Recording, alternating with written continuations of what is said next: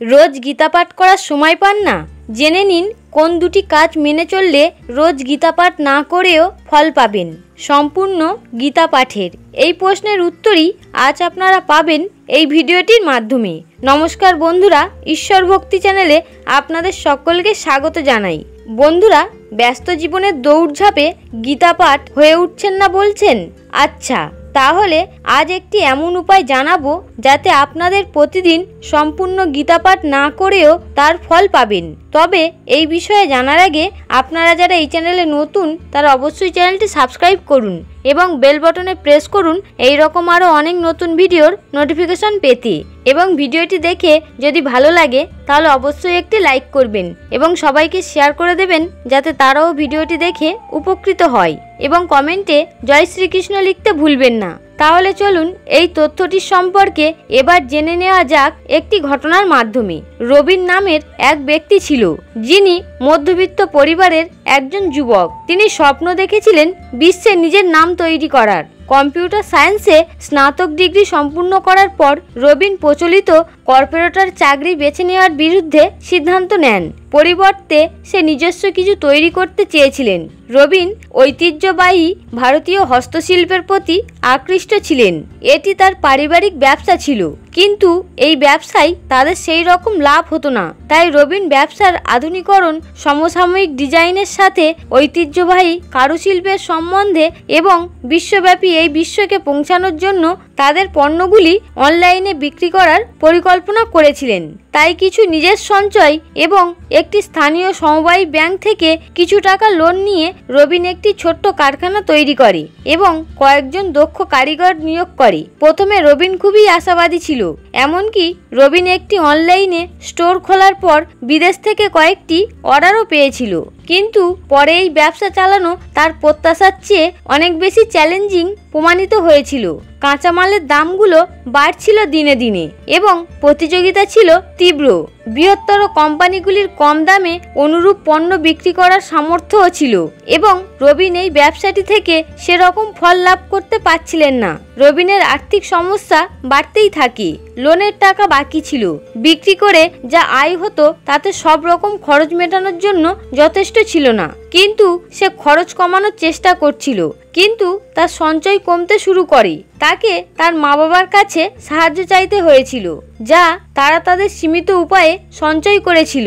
এমন অবস্থায় রবিন কিছুই বুঝে উঠতে পারছিল না যে সে কি করবে, কিভাবে বাঁচাবে এই পারিবারিক ব্যবসাকে, কিভাবে তার পরিবারকে আর্থিক দিক থেকে সচ্ছল করে তুলবে, এমনকি যে সকল কারিগররা তার জন্য কাজ করছে তাদেরকে কিভাবে মাইনে দেবে। বড়ই সংকটের মধ্যে দিয়ে রবিনের জীবন কাটছিল। এমনই একদিন রবিন নিজের কারখানার সামনে দাঁড়িয়েছিল। এমনই সময় এক সাধু কৃষ্ণ নাম করতে করতে তার কারখানার সামনে দিয়ে যাচ্ছিলেন। রবিনের কারখানার সামনে বেশ কয়েকটি মূর্তি এবং ফুলদানি রাখা ছিল। সেইগুলোকে দেখে সাধু বাবা কিছুক্ষণ তাকিয়ে থাকলো। তারপর দেখলো রবিন সেখানেই দাঁড়িয়ে, কিন্তু তার মুখটা বিবর্ণ দেখাচ্ছিল। রবিনের সামনে এসে দাঁড়িয়ে সাধু বাবা বলল, এই যে তুমি ভারতের ঐতিহ্য কিভাবে বাঁচিয়ে রেখেছো, বড়ই ভালো লাগলো দেখে। কিন্তু এত কিছুর পরেও কেন তোমার মুখখানা এমন ফ্যাকাশে দেখাচ্ছে? রবিন অবাক হয়ে তার দিকে তাকিয়ে কিছু বলতে যাবে, কিন্তু তার আগেই সাধু বাবা বলে উঠল, ও বুঝতে পেরেছি কি সমস্যা হয়েছে, কিন্তু এই নিয়ে এত ভেবো না। ঈশ্বর তোমাকে ঠিক পথ দেখিয়ে দেবে। শুধু তুমি আমার এই কথাটি শোনো, যেটা বলছি সেটা মন দিয়ে করো, দেখবে সকল সমস্যার সমাধান হয়ে যাবে। এইটুকু বলেই সেই সাধু বাবা সেই সম্পর্কে বলতে আরম্ভ করলো। উপায়টি বলে দেওয়ার পর তিনি রবিনকে বলল, শুধু এই দুটি কথা মেনে চলো, বিশ্বাস করো দারুণ ফল পাবে। রবিন এত কিছু শোনার পর থতমত খেয়ে গেছিল।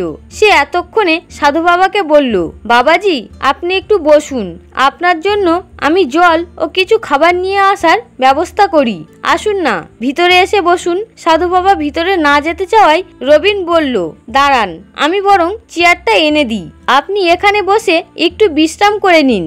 এই বলে রবিন এক ছুটে ভিতর থেকে একটা চেয়ার নিয়ে আসে। কিন্তু কর্মশালা থেকে বাইরে বেরিয়ে রবিন একেবারে অবাক হয়ে যায়। সে দেখে সাধু বাবা সেখানে নেই। এমন ঘটনার পরেও রবিন সাধু বাবার বলে দেওয়া উপায়টিকে মেনে চলতে শুরু করে। তারপর থেকেই সে বুঝতে পারে যে তার মনের ভিতর থেকে সব রকম ভয় ধীরে ধীরে কেটে যাচ্ছে, আর্থিক সমস্যার চিন্তাগুলিও ধীরে ধীরে কেটে যাচ্ছে।